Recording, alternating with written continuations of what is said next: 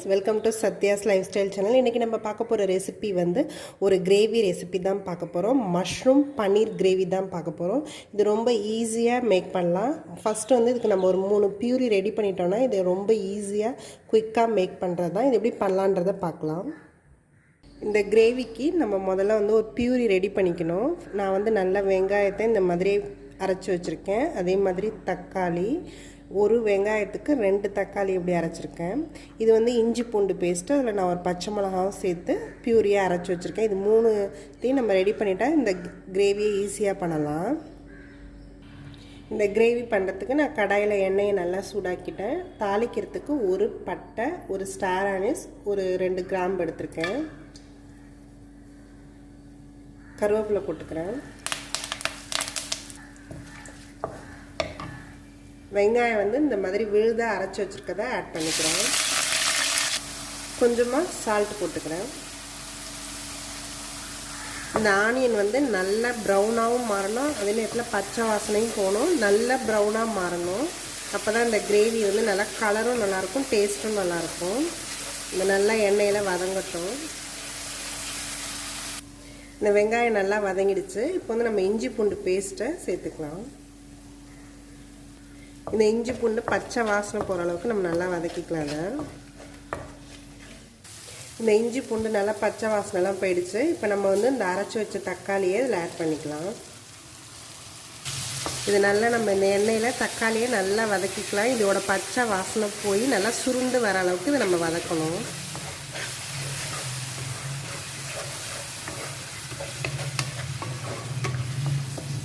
இந்த மசாலா நல்லா எண்ணெயில் நல்லா வதங்கிடுச்சு. இப்போ வந்து நம்ம ஸ்பைசஸ் எல்லாத்தையும் ஆட் பண்ணிக்கலாம். நான் ஒரு 3/4 ஸ்பூன் கிட்ட மஞ்சத்தூள் ஆட் பண்ணிக்கிறேன். 1.5 ஸ்பூன் கிட்ட கொத்தமல்லி தூள் சேர்த்துக்கிறேன்.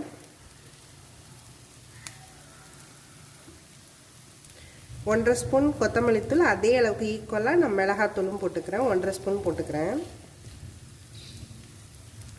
1 ஸ்பூன் கிட்ட கரம் மசாலா ஆட் பண்ணிக்கிறேன். இந்த மசாலா எல்லாத்தையும் நம்ம எண்ணெயில் லைட்டாக வதக்கிட்டு தண்ணி ஆட் பண்ணிக்கலாம்.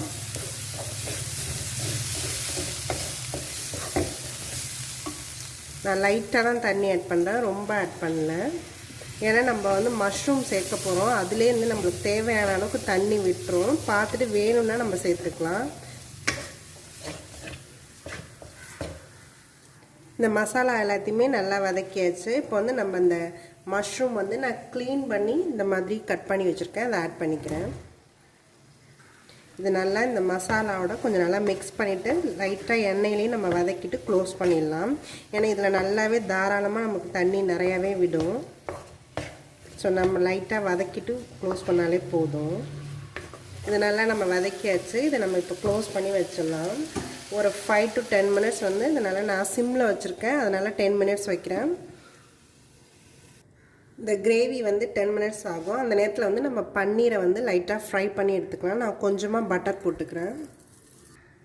பட்டர் ஹீட் ஆகிடுச்சு.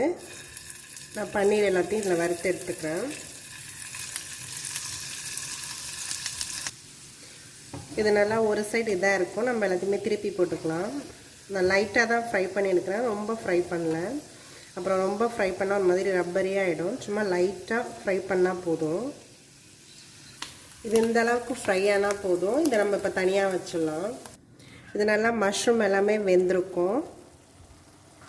இந்த கிரேவி நல்லா ரெடி ஆகிடுச்சு. இப்போ வந்து நம்ம அந்த வறுத்து வச்ச பன்னீரை வந்து இதில் ஆட் பண்ணிக்கலாம்.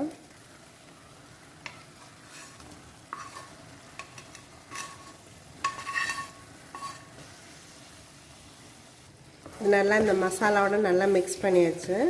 ஒரு 2-3 மினிட்ஸ் வந்து இதை நம்ம க்ளோஸ் பண்ணி வச்சிடலாம். இந்த மசாலா எல்லாம் நல்லா இதோட மிங்கிள் ஆகிறதுக்காக ஒரு 3 மினிட்ஸ் அப்படியே இருக்கட்டும்.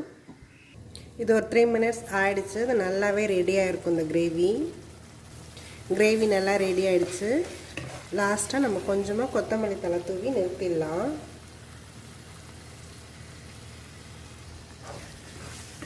இந்த கிரேவி வந்து நம்ம இட்லி தோசைக்கு கூட நல்லாயிருக்கும், சப்பாத்திக்கு மட்டும்தான் இல்லை. இந்த மஷ்ரூம் பன்னீர் கிரேவி ரெடி ஆகிடுச்சு. இது வந்து நல்லா ஒயிட் ரைஸ்க்கு போட்டு சாப்பிட்லாம். நீங்கள் ஆப்பம் இடியாப்பமுக்கும் இது நல்லாயிருக்கும். கீ ரைஸ்க்கு இது நல்லா காம்பினேஷனாக இருக்கும். இது நீங்களும் ட்ரை பண்ணி பாருங்கள். என்னோடய வீடியோஸ் எல்லாத்தையும் பாருங்கள். மறக்காமல் எங்கள் சேனலை சப்ஸ்கிரைப் பண்ணுங்கள். தேங்க்யூ ஃபார் வாட்சிங்.